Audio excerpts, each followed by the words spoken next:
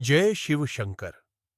यह है श्री जगद्गुरु पंचाचार्य विजय का अध्याय 2, जिसमें परमेश्वर शिव पंचाचार्यों के कार्यों और उनके अनुयायियों की कथा को विस्तार से प्रकट करते हैं। अध्याय प्रारंभ होता है जब पार्वती माता भगवान शिव से विनम्र निवेदन करती है, नाथ, आपने पंचाचार्यों को 5 अलग-अलग पीठों पर स्थापित किया। उनमें से प्रत्येक के कार्य अलग-अलग है। कृपया बताइए कि इन पंचाचार्यों में कौन किस पीठ पर कैसे कार्य करता है, उनकी जीवनचर्या, उनके उपदेश और उनका प्रभाव क्या रहा। भगवान शिव प्रसन्न हो उठते हैं और माता पार्वती से कहते हैं, हे पार्वती, तुमने बहुत उत्तम प्रश्न पूछा है। अब मैं तुम्हें विस्तार से बताऊंगा पंचाचार्यों के जीवन और उनके द्वारा स्थापित अनुशासनों के बारे में। शिव कहते हैं, सबसे पहले सुनो गुरु रेणुकाचार्य मौसिक की कथा। उन्होंने दक्षिण भारत के कोल्हार क्षेत्र में जन्म लिया। वे सोमेश्वर लिंग के भक्त थे, अत्यंत विनम्र, ज्ञानवान और तपस्वी थे। उन्होंने अनेक वर्षों तक गहन तपस्या की, शिव की आराधना में लीन रहते और आत्मा की पवित्रता के लिए निरंतर साधना करते रहे। उनका वचन था, भक्ति के बिना मुक्ति नहीं। वे सदैव शुद्धता, संयम और सेवा पर बल देते थे। उनका उपदेश था कि शरीर की सेवा नहीं, आत्मा की सेवा करो। गुरु रेणुकाचार्य ने एक सभा में कहा, जो मनुष्य स्वयं को केवल शरीर मानता है वह अज्ञान में है। जो आत्मा को समझता है वह परमात्मा से एकरूप होता है। उनके प्रवचनों को सुनकर सहस्त्रों लोग धर्म की ओर आकृष्ट हुए। अनेक राजाओं ने उनके उपदेश को अपने जीवन का आधार बनाया। अब मैं बताता हूं दारुकाचार्य की कथा। दारुकाचार्य ने उज्जैनी क्षेत्र में जन्म लिया था। वे बाल्यकाल से ही ध्यानमग्न रहते थे। उन्होंने सिद्धेश्वर लिंग की उपासना की और बहुत कम वाणी का प्रयोग करते थे। उनके मौन का प्रभाव इतना तीव्र था कि शिष्य केवल उनकी उपस्थिति से ही धर्म की अनुभूति करते थे। दारुकाचार्य का उपदेश था, वाणी से नहीं, आचरण से धर्म की अभिव्यक्ति होनी चाहिए। सच्चा गुरु वही है जो स्वयं तपस्या करे और फिर शिष्यों को तप का मार्ग दिखाए। एक बार राजा विक्रमादित्य ने उन्हें सभा में आमंत्रित किया, पर उन्होंने केवल एक वाक्य कहा, राजा वही श्रेष्ठ जो धर्म के अधीन हो। राजा ने उनका चरण स्पर्श कर कहा, आपका मौन ही मेरा मार्गदर्शन है। अब सुनो घंटा कर्णाचार्यस की कथा। वे द्राक्षाराम क्षेत्र में रामनाथ लिंग के उपासक थे। उन्होंने वैराग्य की महिमा का प्रचार किया। उनका उपदेश था, जिस दिन मनुष्य भोग की आसक्ति से मुक्त हो जाता है उसी दिन वह ईश्वर के निकट हो जाता है। घंटा कर्णाचार्य ने न केवल भिक्षुओं बल्कि गृहस्थों को भी वैराग्य का महत्व समझाया। उनका जीवन ही एक उदाहरण था, एक वैराग्यवान पुरुष जो प्रेम, त्याग और करुणा से ओतप्रोत था।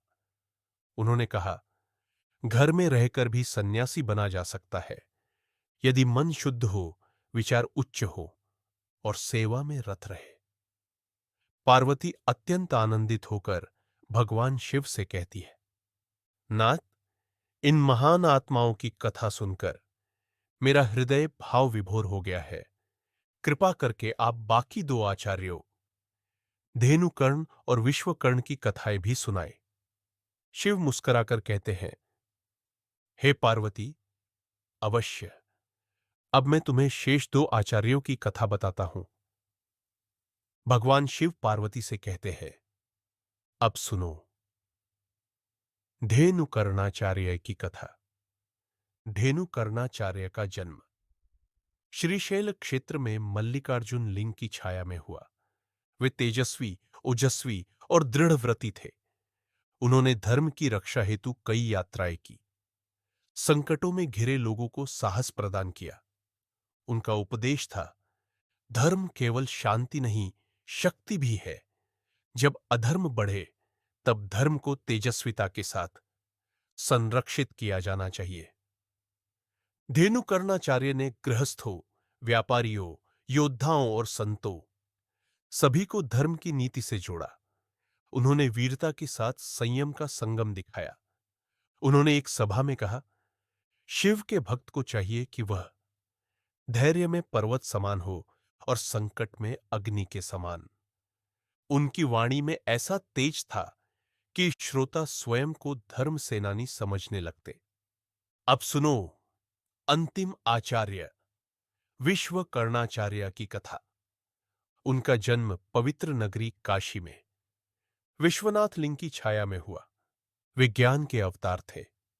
बहुत कम उम्र में उन्होंने वेद, शास्त्र, आगम और तंत्रों का गहन अध्ययन कर लिया। काशी में उन्होंने ज्ञानपीठ की स्थापना की, जहां सभी वर्णों, जातियों और पंथों के लोग बिना भेदभाव के धर्म ज्ञान प्राप्त करते थे। उनका उपदेश था, ज्ञान ही सबसे श्रेष्ठ तप है। जो ज्ञानी है वह सभी देवताओं का पूजक है। विश्वकर्णाचार्य ने मूढ़ता, अंधश्रद्धा और पाखंड के विरुद्ध बड़ी दृढ़ता से आवाज उठाई। उन्होंने कहा, सच्चा शिवभक्त वह नहीं जो केवल जप करे, बल्कि वह है जो अपने जीवन में विवेक और प्रेम का समावेश करे। उनके अनुयायियों में ब्राह्मण, क्षत्रिय, वैश्य, शूद्र सभी थे। पार्वती ने अत्यंत श्रद्धा से शिव को नमन किया और कहा, नाथ, यह पांचों आचार्यों की जीवन गाथा वास्तव में धर्म का सार है। इन पंचाचार्यों में 5 तत्वों का दर्शन होता है, पृथ्वी, जल, अग्नि, वायु और आकाश। शिव मुस्कुराकर बोले, हे पार्वती, तुमने सत्य कहा। रेणुकाचार्य पृथ्वी के समान स्थिर, दारुकाचार्य जल के समान शीतल, घंटाकर्णाचार्य वायु के समान मुक्त, धेनुकर्णाचार्य अग्नि के समान तेजस्वी, विश्वकर्णाचार्य आकाश के समान व्यापक। इन पंचाचार्यों के माध्यम से मैंने धर्म, सेवा, वैराग्य, शक्ति और ज्ञान, इन 5 तत्वों को पृथ्वी पर पुनः स्थापित किया है। हे पार्वती, यही है श्रीजगद्गुरु पंचाचार्य विजयन का मूल रहस्य। पार्वती ने हाथ जोड़कर भगवान शिव को प्रणाम किया और कहा, नाथ, आपने मेरे सभी प्रश्नों का समाधान दिया। अब मैं भी इन पंचाचार्यों के मार्ग का अनुसरण करूंगी। सभा समाप्त होती है और कैलाश पर पुनः शिवनाम की गूंज फैल जाती है। यह था अध्याय 2, जिसमें पंचाचार्यों के दिव्य जीवन, उपदेश और कार्यों का पूर्ण रूप से वर्णन किया गया।